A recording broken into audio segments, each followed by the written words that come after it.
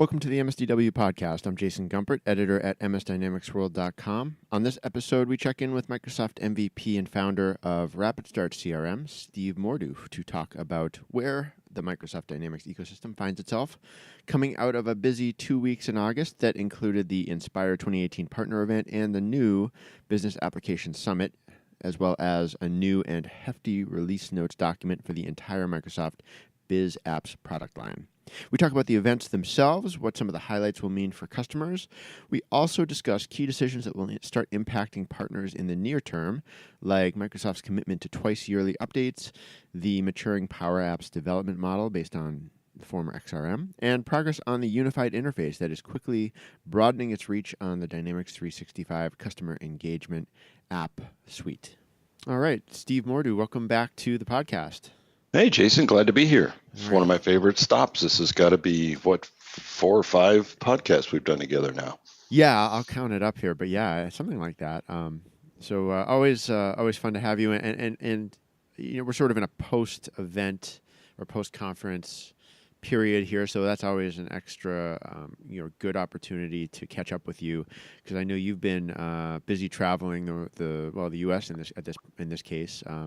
For both the Microsoft Inspire partner event and the new Microsoft Business Applications Summit that concluded about a week ago at the point that we're recording this. So I thought maybe we'd start by, I was not at Inspire, so I've been eager to sort of get impressions from people who were there. I know you were. So maybe we could start with that. You were in Vegas. You heard Microsoft's pitch. You talked to people. What did you think? Yeah, I did. It was 2 weeks on the road, which is a long trip for me. I don't like being away for 2 weeks in a row, but they put them back to back, so not a lot of choice. Didn't make sense to come all the way back across the country and out again. And Inspire is a little different for me because we focus on a particular product. And Inspire, kind of crosses all of Microsoft. And, one of the challenges I have with Inspire is there's just so much stuff going on out there that isn't really relevant to what I'm trying to do. But got to meet lots of folks and sit in on a few things out there. I think generally the excitement seemed pretty good about what Microsoft is doing. I don't know how many people are that crazy about the location and the time of years. It was 115 degrees out in Las Vegas. A ton of moving between properties. There was some of that. And, it's interesting coming from Florida, where I guess we've got some more humidity and not being used to that dry. Here, if it's hot, you can step in the shade, you can get a breeze. Out there, the temperature's the same in the shade and the sun. And the breeze actually feels like a hairdryer on your face. Right. So there's no escaping it out there in Vegas. And I guess we're going to see it out there the next few years. So I understand that that's going to be a repeat for a few. But was happy to get out of Las Vegas and make it up to Seattle for the brand new Business Application Summit. I guess it's kind of a revival of the old Convergence conference. But I thought it was, for a first-time event, just an awesome event. Well, one other thing I'm curious about with Inspire, because I guess one difference this year was they ran it alongside the Microsoft Sales event. Did you get any? Did you sense that going there as an Inspire attendee, seeing what else a little bit, but it did seem to be fairly isolated. Mm-hmm. Ready is their internal conference.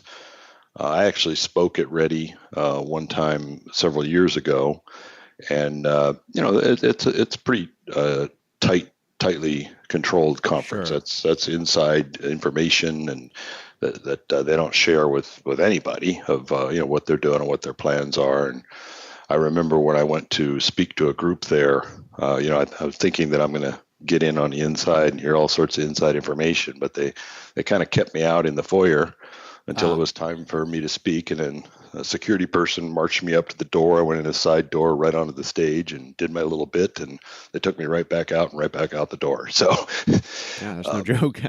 Yeah, definitely some high level conversations going on that, that's Microsoft business. That's internal business. So It was pretty isolated, I think, from what we were all doing. I think same town, but it must have been at a different venue or something, because I would see at the airport or different places, signs for Ready, but I didn't see much evidence of Ready when I was actually at the conference. They gave, just from my perspective, they gave me and I think other members of the media the impression that that they didn't want media at the event because of potential access to Ready and I guess the materials being shared at it, as if, we could potentially stumble into a session, that we weren't supposed to, or I'm not sure what exactly, but I think that would have been tricky. They're pretty guarded with that. Yeah, absolutely.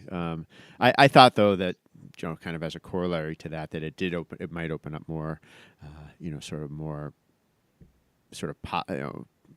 positive or sort of practical discussions between partners in Microsoft, and I don't know. Haven't seen too much evidence of it personally, but you never know what goes on in the bars after hours. That's right? True. That's a good point. So I think most people were either dragging themselves out of Vegas or running out of Vegas, depending on what kind of person you are. Not everyone. It's really not a town for everybody. It's certainly not my favorite place to have an event, but you went right from there to Seattle. Well, I don't know if you went right, but you then moved on to Seattle for the 2 to 3 day, pretty short event, I would say, which I did make it to. Yep. So it's kind of amazing. I went from the hottest place, probably at the worst possible time, to be at a place in Vegas in about a 2-hour plane ride, and I was in the best time to be in Seattle in July. That weather was really amazing, huh? You would think it should require more than 2 hours on a plane to get that difference of a climate, but it was really night and day, and it was a beautiful time to be out there. Normally, I seem to be out there in the fall and spring when it's gray and rainy. Yeah. So it was nice to be out there when it was just a great time to be there. Yeah, I mean, I've written a little about it. I've talked to other folks. I mean, I'm getting an overall positive vibe from people's experience at the Business App Summit. I think, taking into consideration it's a first time event that's sort of a hybrid of past events. It's not quite the I always blank on the name of it. The previous sort of Power BI focused or reporting BI focused summit or event, and Convergence, and some new balance of those with the new business applications management teams in place. I guess. I think with a new event, you go out there kind of expecting the worst, that they'll be stumbling all over themselves and get it right the next time. But I didn't hear or see much of any stumbling. I mean, this looked like a pretty well-oiled machine. It looked like they'd done it many times, I was pretty impressed with what they put together. I thought the sessions and the content that they had there was great. It seemed like a good mix of customers and partners, which I kind of surprised. I found myself talking many times to a person just assuming they were a partner, and then realized that they were actually an end user, which I don't see too often at some of these other conferences. So an interesting mix there. Yeah, and a real I noticed a real break in between. It seemed, Power BI customers and Dynamics customers that they had they were different topics and different tracks, and some people lined up for all the Power BI focused sessions, and some people lined up for the more Dynamics focused sessions. Yeah, and we've had that kind of dynamic, pardon the pun, with ERP and CRM for years too. The ERP folks all kind of line up on one side of the house for that stuff, and the CRM all line up on another. Now we've got the Power BI folks as a third little tribe within there. But, all of the products that we're all working on ultimately, need to work together. They don't yet. And some of that is, Microsoft still doing some wiring, and some of that is partners still coming around to the idea. And I know you and I have talked about this many times in the past, that partner that's multi-talented. And the challenge that Microsoft's still going to have with this, even when they do get all the wiring in place. But I think one of the reasons that it was such a good conference is they just had so much to talk about. They released the October release notes, which we had seen, I don't know, about a month ago. They were all under NDA, and they released that publicly. And I mean, that's an incredible document that Faisal's team put together. It is 200 and some odd pages of just, feature after feature after feature after feature. It's mind-boggling to think of what that team, really has put together in such a short amount of time since James Phillips really arrived and put it into warp drive. Yeah, I think it really does put its stamp on what the management of the business applications, group is all about at this point, in terms of making that the canon, I guess, of what you can expect, how you can sort of look to the future, even if it's only 3 months versus longer, which is kind of a whole nother conversation. How do you really plan in this new environment with 6 month sort of 2 a year updates to all these various services, these big dumps of release notes that you have to pick through. Oh, and by the way, I just hope they put a sort of better sort of table of contents that you can or better navigation into these massive documents in the future. It's really kind of a pain to pick through it. Yeah. Well, there's just too much. I think that. Yeah. That's it's interesting when James Phillips had first taken over. I remember writing and maybe even talking to you about my hope that he was going to narrow the scope. His predecessors had too many different directions going on. None of them were getting done. They were all bumping into each other. Mm-hmm. And my hope at the time was that he's going to come in, look at the cards on the table. Pick the important ones, set the rest aside, and let's just get these important ones done, and then we'll look at the others. And actually, he's done the opposite.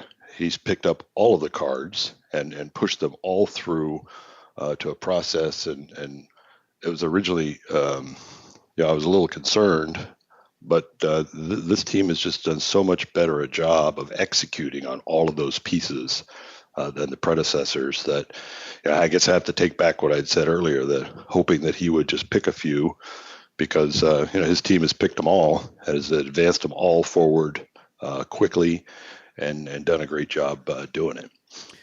Yeah, that's an interesting perspective, because that has been observation, I guess, that has been a common critique among lots of CRM veterans, dynamic CRM veterans, is that they just wish Microsoft would, that the R&D team would take some of these things that they've been complaining about, or that have seemed like they just need to be improved or made more robust, get those right, and then move on to, some of those advances or future-looking things that you could put off, perhaps.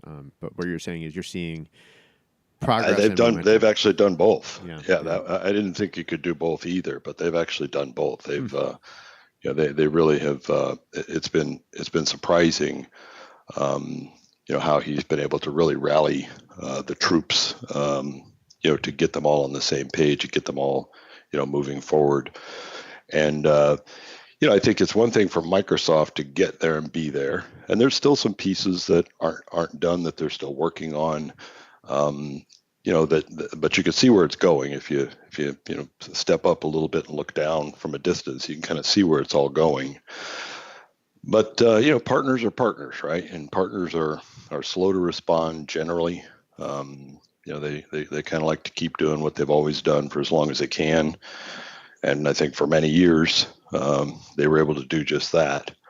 But not really anymore. I mean, it used to be a new feature would come out, and you could look at it or not worry about it, but continue doing what you're doing. Well, now with some of the motions around getting to a single platform, you won't just be able to sit there. You can't. You can no longer just sit still and do what you've been doing, because Microsoft is, as they're building the bridge in front of where we're going, they're collapsing the bridge behind us. Which has not been something historically they've done. They've kept that bridge behind us for miles, and now they've been collapsing it slowly, and now they're going to have it collapsing right on our heels. So you can't just stand in one spot anymore. You're going to drop right in the river. Is there a primary example of that you're referring to in terms of what's collapsing? In the online space around customer engagement. Mm-hmm. Very soon here, customers will all have to be on the latest version. Yeah. They'll be given some options to beg it off a little bit, but not much. And I'd written a post a while back about Microsoft being too accommodating and kind of creating this support and a mess because they've just allowed too many customers to whine and complain, and they acquiesce, and so there you go. There's a customer staying on an old version, and it seems like again, I'm assuming James has kind of drawn a line in the sand and said, you know what, you're with us or you're not. And we want to invest in future development, not in supporting old versions. And we just want to shift those resources and those dollars ahead of us instead of behind us. And I think that's a big part of this moving to a single platform or a single version of the product in the market. And I think that's going to happen pretty quick. Yeah, absolutely. And it's funny because you hear the discussions on that now across, well, especially with finance and operations, as well as the customer engagement set of apps. But my impression is it's not for a lot of online customer engagement customers. Might not be a huge adaptation. Is that wrong? Do you think it will be a big adjustment for them and the way they engage with their partners to stay current? So, the way they're talking about doing this is, you're gonna have to move forward, but they'll be backward compatible. How far backward, I don't know. That'll be a question. I don't imagine too far backward, but and new features that could potentially be disruptive will be disabled by default. Right. So I think they know if we're going to get everybody to a single version, we can't just have everybody blow up every time we do that. So they're being thoughtful about how they do that. That you can have an upgrade. Your old stuff's still going to work, and the new stuff you can turn on when you're ready. So I think it's a reasoned approach. We'll see. I haven't done it yet, so we'll find out what happens when it hits. But I mean, it seems like the most logical way to do it. They don't want to lose a bunch of customers. But where are they going to go? I mean, you got customers that maybe Microsoft has been very accommodating with in the past, fear of losing them. But today, a customer, the only other options they would have are no more accommodating. Everybody, all the solutions are all working that same kind of a model. So it's not like you could suddenly go, shift to Salesforce or something and stay on as old a version as you want anymore. That whole thing's gone. Right. So, I think it'll take a year or 2 years or even more to really know how this policy or approach is going to shake out.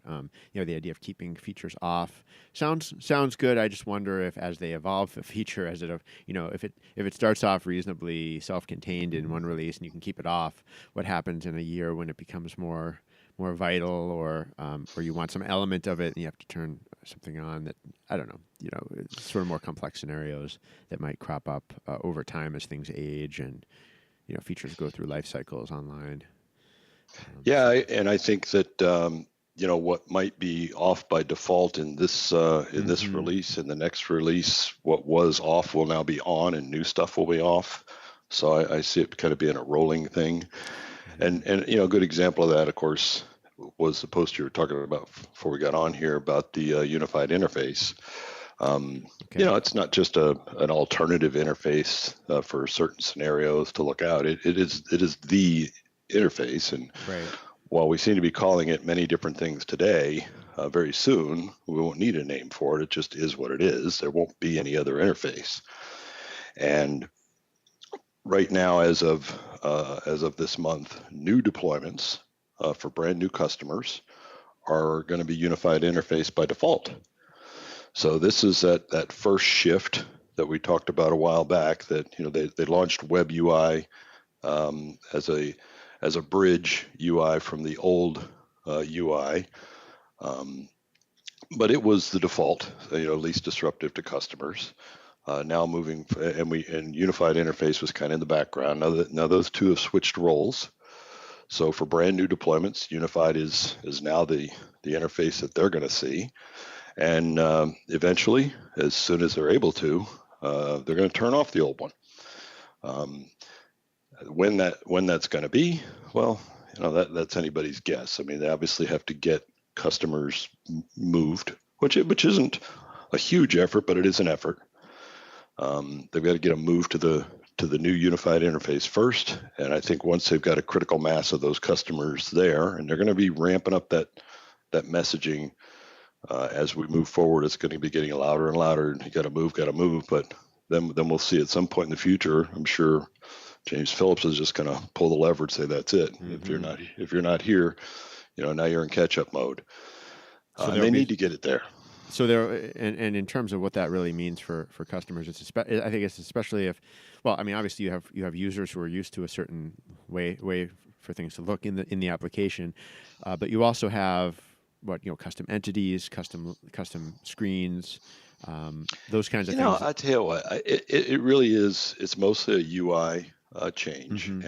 and I'm sure that I'm in the same boat that a lot of customers are that looked at it coming from a familiar UI or what had become a familiar UI, and suddenly we're introduced to this new one that looks different.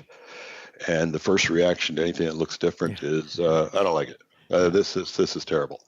And that was my first thought too. The first time I know that feeling. It's like even if it's not reasonable, your brain goes, no, forget it. I don't want to do it. Yeah, exactly. And I had that same sensation when I first looked at it, and then kept kind of coming back to it, and now.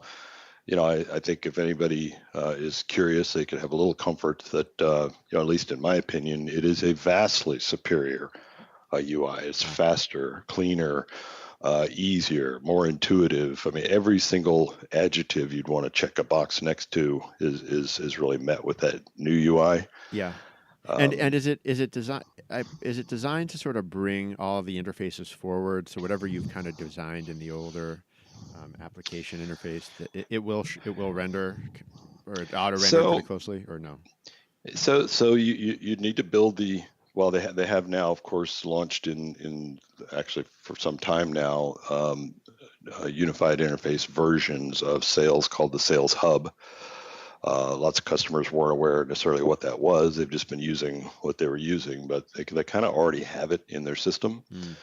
And the app designer is the tool for creating your own perspectives on what those applications look like. App Designer is another huge leap forward beyond just limiting what people can do with security roles. Now you can really create specific applications like a filter on top of the entire platform that only shows a particular user's role, what they need to. Yeah. Instead of everything that they don't need and can't even access, you can get very granular and create a very simple to understand application for a particular user.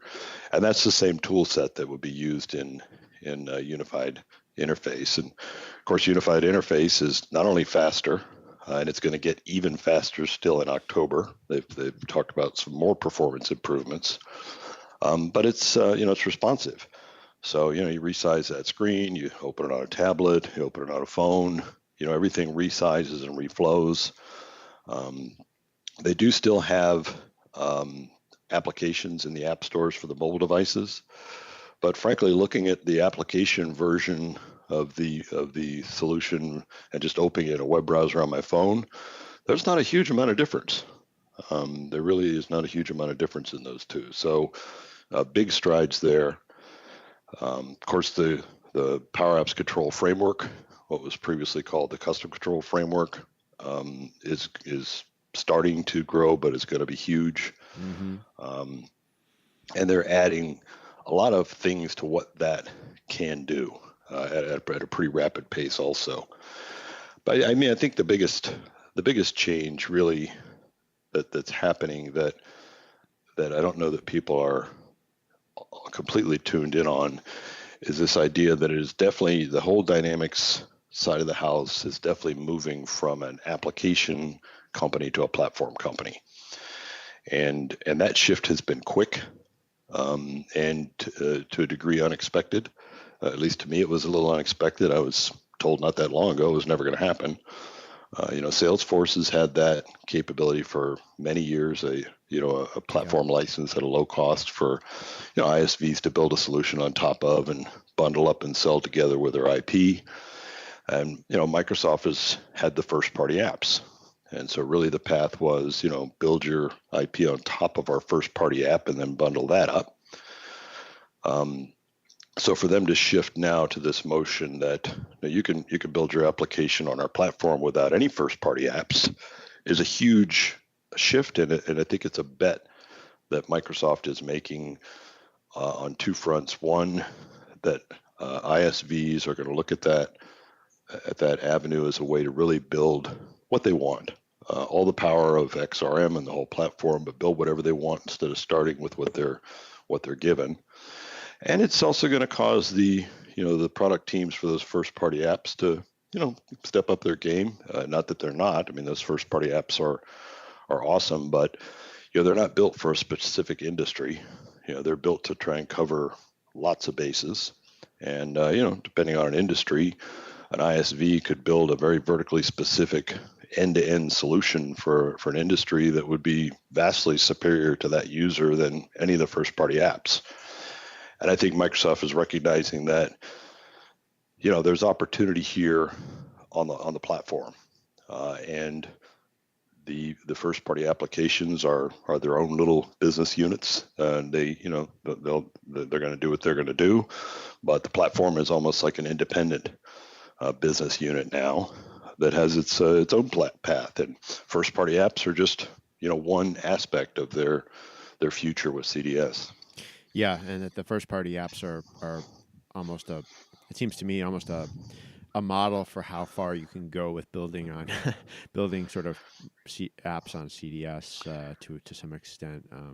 It's kind of like the Surface devices, right? They're aspirational. Mm-hmm. Obviously they want to sell them, but they're kind of aspirational devices of here's what can be done.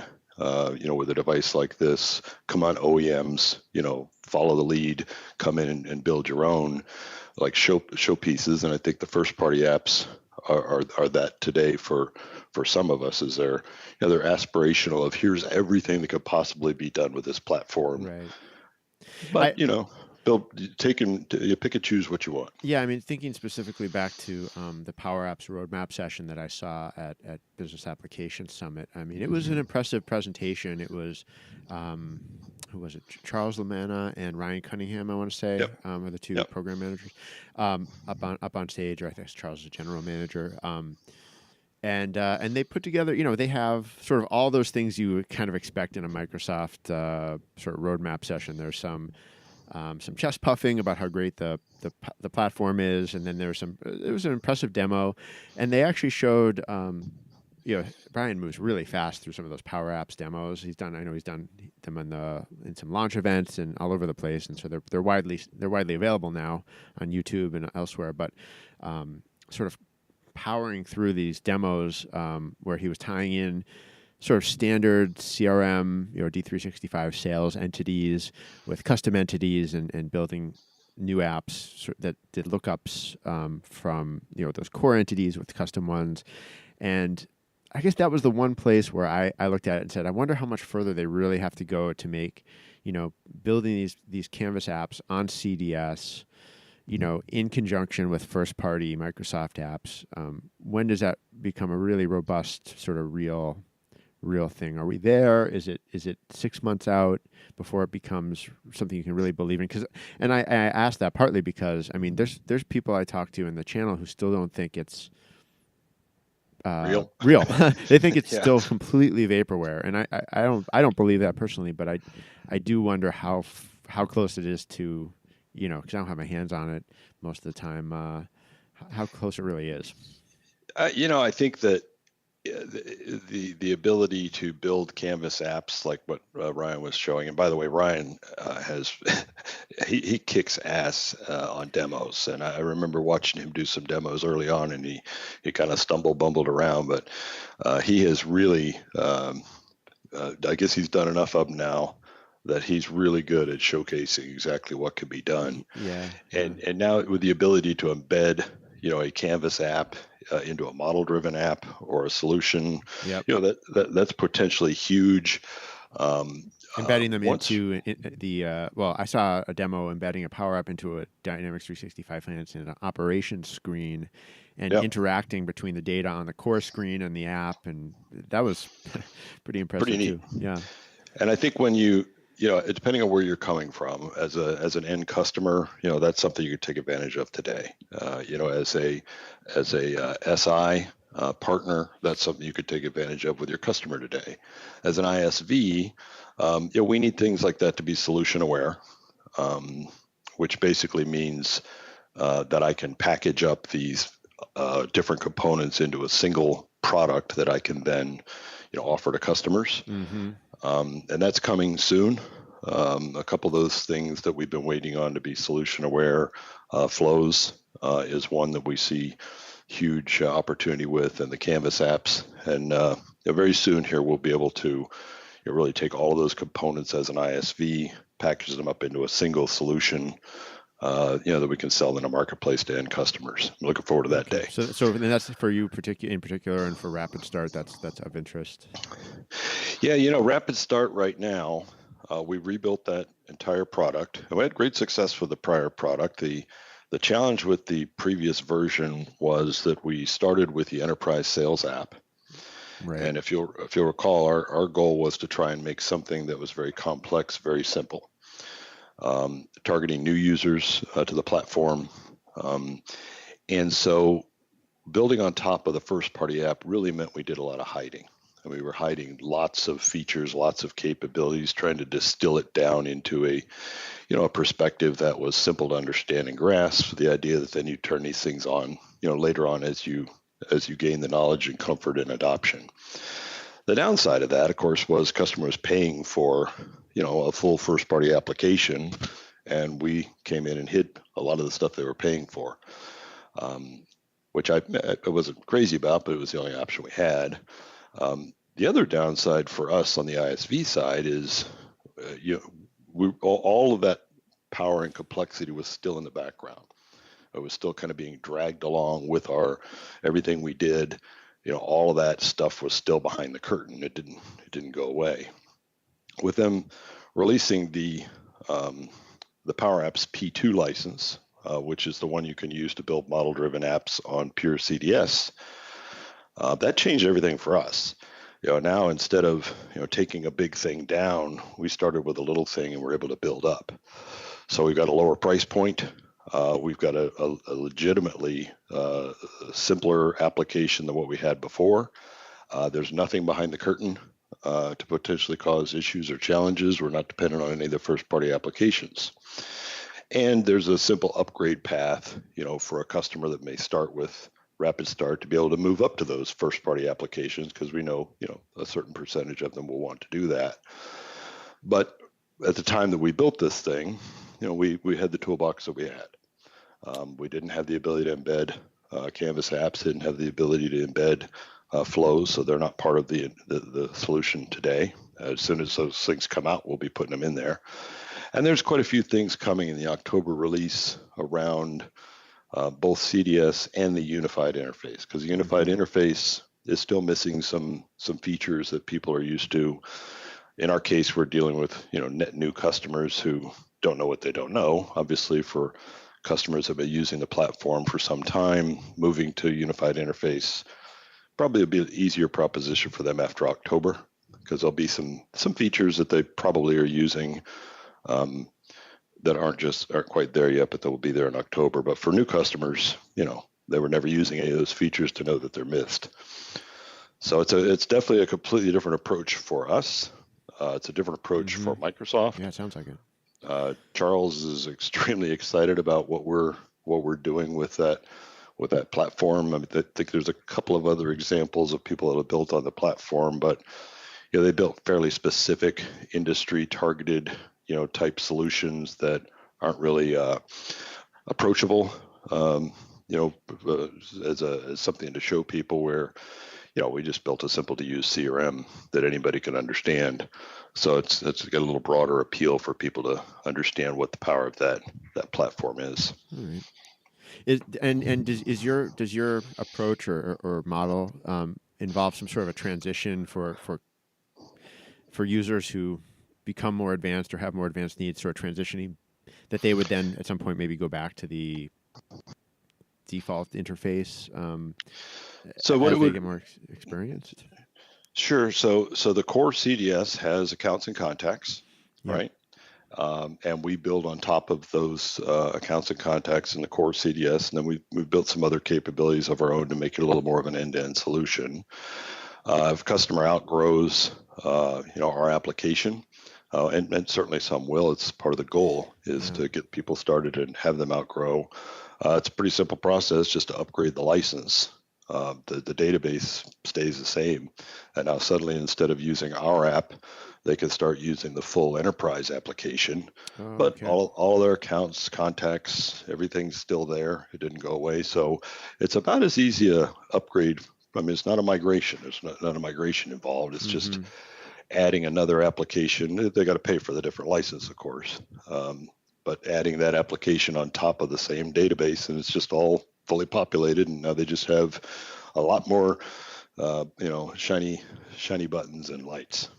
Yeah, that's really interesting. I mean, that's really the kind of the to me anyway, the essence of maybe that vision of what Microsoft sees between the PowerApps P2 sort of model and the CRM, the customer engagement first party apps kind of sitting alongside it. That's pretty close. Yeah, they're kind of sitting. I look at CDS as sitting on the floor. We're sitting on top of CDS, and those enterprise apps are floating above us, waiting to be, activated. And once a customer outgrows our solution, we activate those, and start adding sales app seats or start adding. And we just slide out of the way then. And we mission accomplished. That's really our goal is to. There's some light CRM applications in the market. Yep. Salesforce has an approach for a very simple to use way to get on their platform.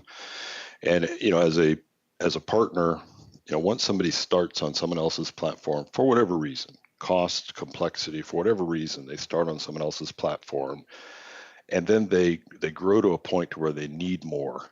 It is very difficult to get that customer to change platforms unless they have no choice. And in the case of Salesforce, of course, they don't have to change platforms. They can just upgrade. And so part of our goal is to try and catch them when they're babies, so that when they become adults, we don't have to go try and wrestle them off some other platform. It's a motion that Microsoft hasn't had a good answer for, and we're trying to create that answer. Does the sales professional license still have relevance for you or for your clients? It would for some clients. That's certainly one of the things they could upgrade to. Our Rapid Starts are going to be like $45, which is about the lowest price you can get onto an end-to-end CRM system, certainly in the Microsoft platform. Moving up to Sales Professional would move you to a $65 license, so it's another $20 a month. So it's not a huge increase in cost to move to that next level. Our Rapid Start solution also covers some light project management, so they could kind of move up different parts as they would want to. But I could certainly see customers, moving up to that license. I don't exactly know what the future of that license is. I think that they had those sales promos for a while. And they had this business edition idea for a while, which was a motion towards that SMB customer. And a lot of customers bought, and a lot of partners sold that discounted license. It was a $40 license for essentially the same thing everybody else had to pay $95 for. So a lot of those were sold. And that was well and good when we all thought there was going to be a business edition version coming out, and that would be a similarly priced application that we could just transition those customers to. But they made a decision that the business edition and the SMB focused application didn't really make business sense for what they were trying to do and all of the capabilities they were building. And instead kind of shifted the idea that instead of a application specifically for SMB. Let's just make an application that's a little less powerful for anybody who doesn't have, that big a need. And that's really where Sales Pro was kind of plugged in to fit that. Plus, it gave us a bridge to move those $40 promo customers, which you haven't been able to sell that promo SKU for quite some time, but the customers that did buy it were able to keep it up until, I think, December of this year. Right. So come December, we had to have a place to take them, right? We couldn't very well say your $40 price is now $95 without, a lot of awkward conversations. So Sales Professional, they're still going to be looking at an increase in cost to move from the 40 to the 65, but Sales Professional has, it's a place for them to go. Whether Microsoft really needs Sales Professional beyond a bridge to get those customers from the promo up to either the full first-party apps, or possibly they divert off to solutions like ours or other ones that ISVs are going to build on the platform. Time will tell. Right. But I could see where that Sales Pro in the future might be an app looking for a reason to exist. Yeah, my guess is that some of those customers that bought into that promotion, like you were saying, I think some might accept the $95 or feel like they have no choice but to accept it if they've gone sort of already past what Sales Professional allows. I mean, mean, hopefully they're getting $95 worth of value per user out of the system. I mean, it's like your car insurance, jacking your rates 150%. You may stay with it, but you're not going to be happy about it. And I think that, obviously Microsoft doesn't want to make anybody unhappy on purpose. So Sales Pro is certainly a step for those customers to move towards. I think the bigger disruption probably is going to be around team member. That's been the most abused license in this product. It's a low cost license, less than $10, depending on where you're getting, and it has a big raft of restrictions around it, but those restrictions are all on paper. And I think that I get it. We're busy building. We're trying to build new features. We're not going to allocate resources to go lock stuff right now. That's plumbing. We could do that later. We want to build new stuff.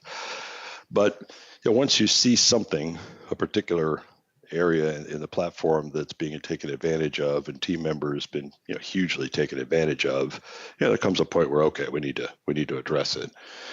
And I think that one's going to be interesting. They've got all the telemetry behind all of this stuff to know exactly what's going on. They know you've got one full user and 1,000 team members, and everybody's doing whatever they want. They know that. So I expect that they're going to start reining those people in. Yeah. And they'll be getting the friendly email that, hey, you're on the wrong license for your users. Please upgrade. And I'm sure that'll get progressively sterner emails. And they do have a plan, to lock that thing down. I think they want to have people try and voluntarily get yourself into compliance before they do that. But at some point, they'll just turn on those locks, and it'll be an interesting time then.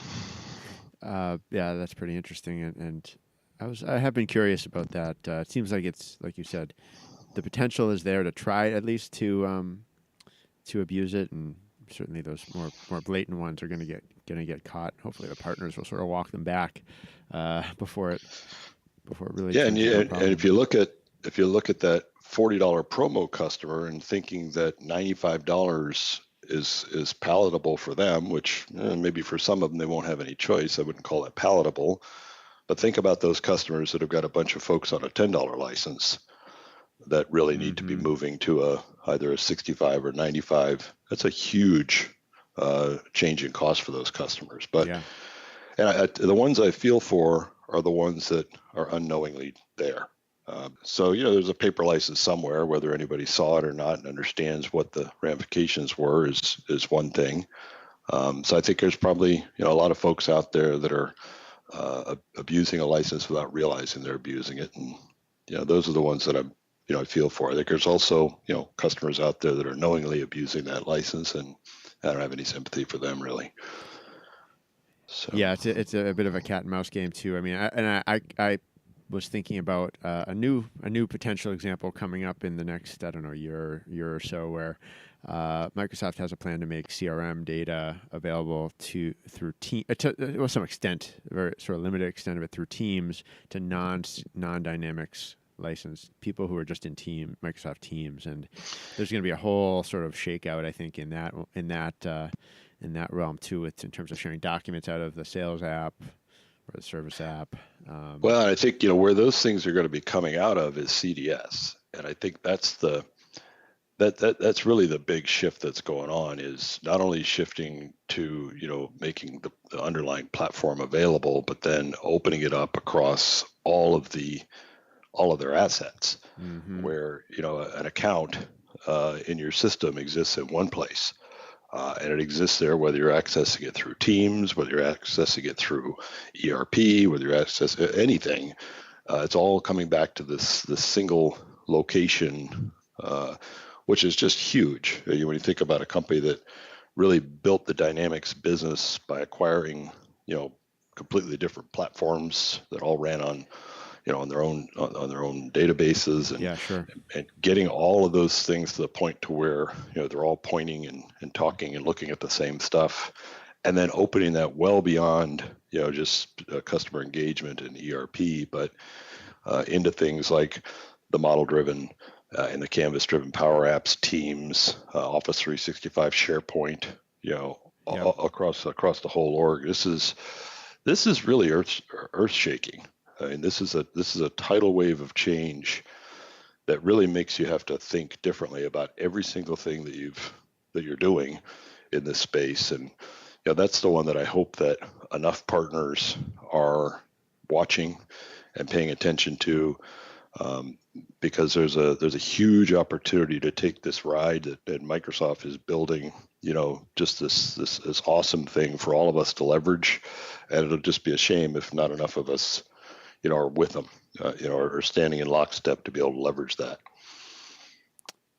Yeah, exciting times. I mean, there really is so much to come. I sense in terms of where Microsoft takes us, and where they, like you said, where they are able to encourage partners to run with it in the way that I know you're certainly thinking about, and some partners are thinking about. But I think there's still a lot of sort of I don't know what the word is, sort of hustling and encouragement left to do on Microsoft's part to make sure that this message lands. And I think it'll take multiple repetitions of it to a lot of people before it becomes something they feel comfortable betting on, just like any new technology. And one group that frankly isn't going to have much of a choice is ISVs. This platform that any ISV may have built their solution on top of is undergoing a pretty massive change, and it isn't something you could just ignore. And when I look across AppSource, that I don't know, it's a couple of thousand apps out there, knowing already that quite a few of them that are in there don't work. The early ones, and they haven't kept up at all, and that was with some comparably minor changes to what's going to be happening. When some of these bigger changes happen and pushing, getting everybody on a single platform, a lot of those apps in AppSource are just going to fall apart unless those ISVs have invested to keep them up to date, and that's not a small thing. And when you talk about a single platform, you're talking about sort of the merger between the one commercial partner catalog and AppSource? No, I'm talking about everybody being on the latest version of Dynamics. Oh, okay. And ISV solution built on an older version, may not work or may not work optimally. When we're all working on the same versions, I think many ISVs built a solution, and probably less the pure ISVs, maybe more partners that thought, hey, I got an idea, I'm going to build a solution, throw it up on AppSource, and then they kind of neglect it. Maybe it didn't sell or something like that. And now it's just going to become debris in App Source for people to have to fumble around. And I'm sure Microsoft will probably be going through a process to keep that clean. When they first launched App Source, it was, we need to fill it up with apps, the chicken or the egg.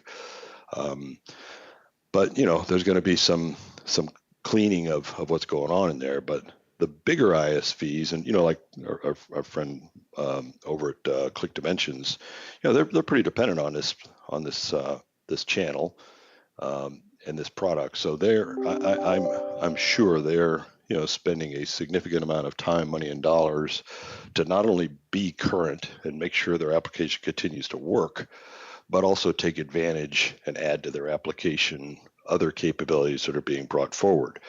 But they're an ISV. They live on that product. They really have to do it, and they're going to do it. But there's a lot of ISV solutions. Maybe they're targeting a specific vertical that maybe someone doesn't have the resources to keep that up to speed, or just is unaware. They built it and threw it up there, and then a year later wonder why nobody's buying my app. Well, have you tried downloading it lately? It doesn't work anymore. So I think ISVs, we're going to have a shakeout in the ISV community. I think the bar to become an ISV, as Microsoft is desperately wanting to create more ISVs, the bar for ISVs, so far as what it takes to get into the space and then the ongoing investment to stay current, has gotten a lot higher than what it used to be. So that's going to be an interesting thing to see how that shakes out. Certainly, that's not going to just impact sort of the list of available ISVs. It's also going to, drive partner perception of what's available for them to bring to their customers, and what customers perceive that they can do with all these different potential opportunities. So it's the new ISV opportunity will be interesting, because it's kind of like when this thing moved to the cloud, and the historical most important partners for Microsoft around Dynamics in the on-premise world, many of those got displaced and marginalized by new people that came in, when cloud launched, without any of that baggage. They were, born in the cloud partners and were up to speed on what the product was that day, in competition with, legacy partners that weren't up to speed. And I see a similar opportunity and thing going to happen in the ISV space, where a brand new ISV coming out of nowhere with an idea, or even looking at some other ISV solution that's had glory in the past but is kind of decayed, and building the latest and greatest on the newest stuff. And suddenly what used to be, and obviously a company like Click Dimensions is going to make sure that doesn't happen to them, but there's plenty of solutions out there that are ripe for someone to come in, use the newest tools, and rebuild a better version of that. And suddenly what was a critical ISV solution and important to Microsoft, everybody else is no longer even a factor in the game. So it's been there are a couple places even today where I can see that either about to start happening or maybe at risk of that happening for sectors. And that's across really the whole thing. Anybody who's thinking about wanting to get into the Microsoft cloud space, but is nervous that they're so far behind and everybody knows everything. I could tell you, even as an MVP and all of my MVP friends, it's all we could do ourselves to try and keep up. And when they launch some new features, some new capability, as of that day, I don't know any more about it than anybody else. No matter how many years of history I may have, I'm starting at ground zero, and that happens continuously with these big shifts in the platform. So there's always an opportunity for somebody to jump over from Salesforce or jump over from anywhere else and get involved here and not really be behind. Because frankly, a lot of the knowledge that we may have from past years is just plain not relevant anymore. Great time to be a Microsoft partner. Yeah, it's fascinating, and the strategic choices are as challenging, or I would say as interesting as ever. Or where to go next, what to do next, how to reinvent yourself, and why you need to. Keeps me up at night. Well, I love hearing about your latest ideas. This has been really interesting and fun as always, Steve. I think we'll start to wrap it up there. But I don't know, anything else you wanted to add? Any other developments or things that you Oh, we wanted could to talk know? for hours. But Yeah, we could. We'll save it for a future podcast. Yeah, for another time. I think we've spewed out enough stuff for 1 hour. All right, Steve. Well, again, I appreciate you joining me today. Thanks, man. This has been another episode of the MSDW Podcast. My thanks to Steve Mordue for joining me today. You can find out more about RapidStartCRM at RapidStartCRM.com. You can reach me by email, jgumpert@msdynamicsworld.com, to tell me what you think about the podcast. Questions, comments, input, ideas, all welcome. Until next time, this is MS Dynamics World signing off.